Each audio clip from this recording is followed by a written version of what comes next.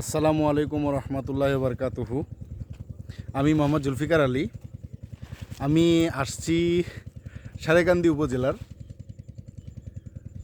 হাসনাপাড়া গ্রামে গহীন চর, অর্থাৎ একবারে যমুনার চরে। এখানে যে পাশটাতে যাচ্ছি শুধু দেখেন সবুজ আর সবুজ, সবুজ আর সবুজ। এখানে চাষ হচ্ছে বাদাম, এখানে চাষ হচ্ছে যেদিকে তাকাচ্ছি একরের পর একর শুধু মরিচ আর মরিচ।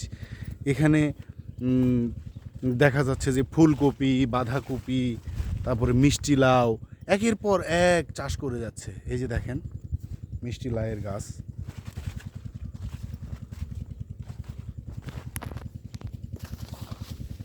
এই যে মিষ্টি লাউ।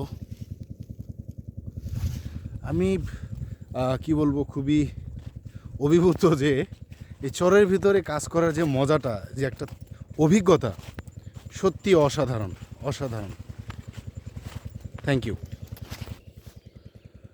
পুরো ফসলে শুধু মিষ্টি লাউ আর মিষ্টি লাউ।